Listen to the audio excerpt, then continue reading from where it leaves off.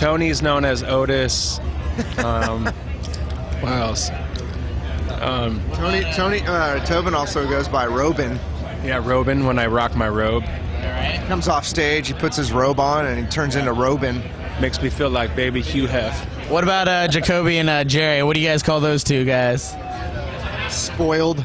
No, Yeah. I'm just kidding. Dickie and Booch. Jerry's, I don't know, Jerry's like, what? What's his nickname is? We got a new one. Ramrod. We got a new one. The Heat. He's like Jesus because he's so good he never sins, so we call him Jerezus. Ooh. So when you guys are touring, what is like the main snack that you guys have got to have on the bus? The main snack? What's the junk food for Papa Roach? Tapatio.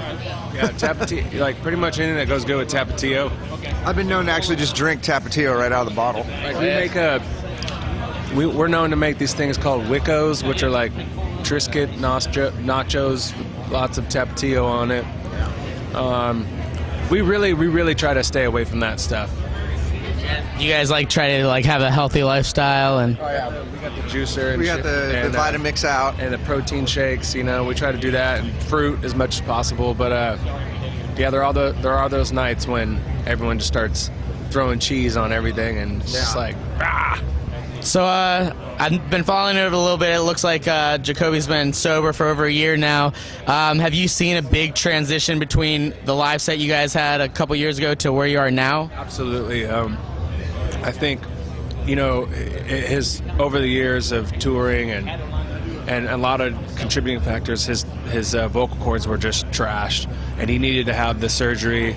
And once that was removed and he had time to heal and rest, and I think the sobriety and also, you know, learning proper warm-up techniques all just helped. And now he's got like, you know, A-game fucking singer status, you know. So that I feel good for him. Yeah. So you came from Unwritten Law, right? Yep. So how was that? I know that was a long time ago, but like, what was the transition period like? Did you guys have him tour for a year with you guys, or what happened like for initiation? Well, I did a couple fill-in tours Oh yeah. before I officially was brought in. So did you feel right at home the second you got on for filling in? Yeah, I mean, you know, it was obviously it's a slower groove, so I had to like, you know, get that look from Tobin, like, slow down, dude, slow down.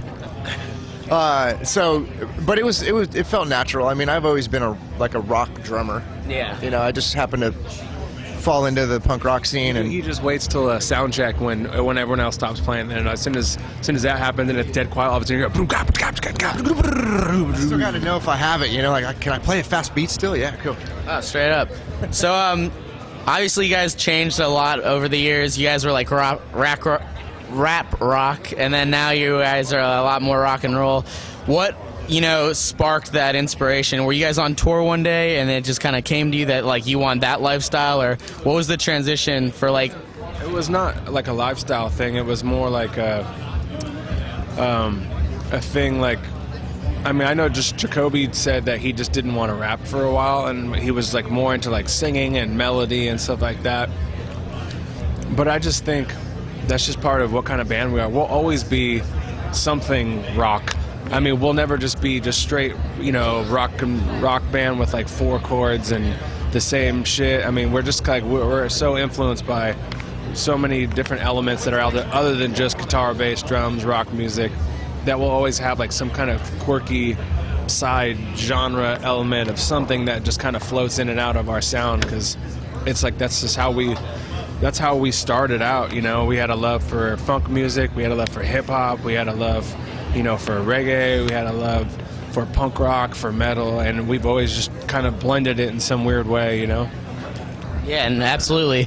So I mean, every band, you know, each album they're always progressing to like, you know, capture a new sound, a new comfortability with, you know, their direction. You guys just put out The Connection a little bit ago, and I mean, if you could just describe it in your own words, that like how you feel about the record, whether people liked it or not, like what do you know, what was it for you guys putting it out? I mean, when we were writing it, we felt pretty strongly about being, you know, attached to like a new sound for the band and a new evolution. Yeah. And upon completion, I mean, we were really proud of it, and hoping that it would get some people like turned over to our side or whatever, like, or just hype the fans that we already had up, and then reviews started coming in, and it was pretty positive. Yeah, I think it's a very cohesive record, like from beginning to end. Little dogs, man, little dogs. They got tempers. So, Sorry. I guess the question I meant to ask was like, was there any new target market that you guys were going after with this new, it seems like the sound has progressed, outside of the comfortability of like a typical Papa Roach record, in my opinion. So I was just wondering if there was like any target market you're looking to capture with it. I mean, I think we were just trying. Yeah, the world, exactly. I think we were just trying to just not be too typical in a typical way. We were just, really.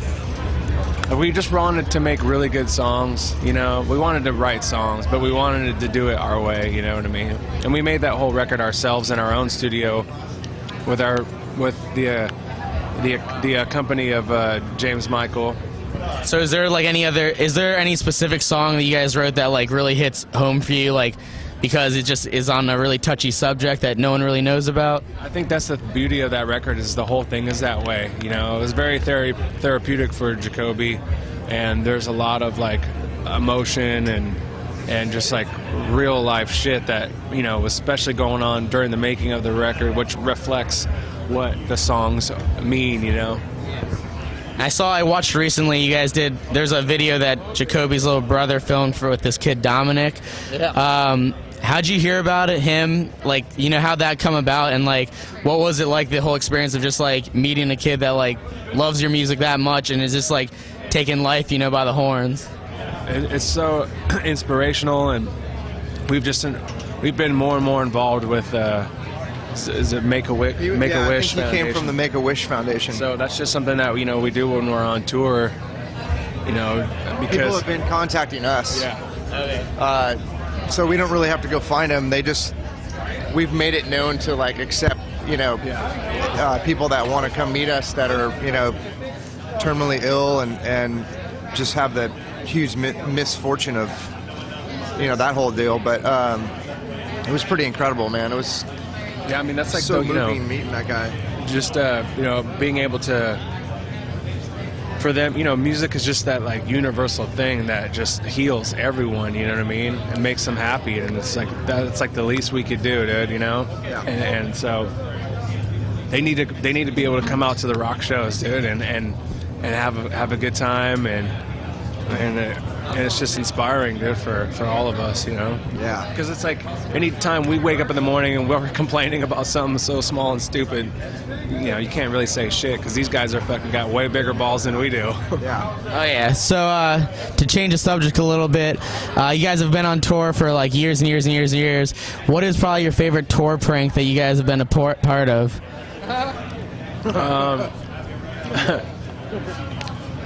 Playing music back. I mean, it's not like a physical thing, like throwing feathers and shit on people, but playing like a band's own song back in their wedges and their monitors while they're playing the song, and they're like, what? Or strippers on like male strippers. Male strippers, yeah, that's we what always request male strippers for the opening bands or the headliners. Like final tour day. Yeah, we did it to Cedar, and we requested that they do push-ups, that just come on stage and just like do push-ups, and then start ripping their clothes off down to the G-string. Bang their fucking dong around and whatever. Hell yeah. So last question I got for you is, if your record was represented by a super monster, what 3 traits would this monster possess? If it was represented by a super monster? Oh yeah. On stage, last day, 3 features of this monster, going out with a bang. Breathing. Dragon. I don't know. Is that a trait? Yeah. Yeah, he'll breathe fire, and he can drown you in his tears. All right. Well, that's Papa Roach. Thank you for giving us your time, and Mario. see you guys around.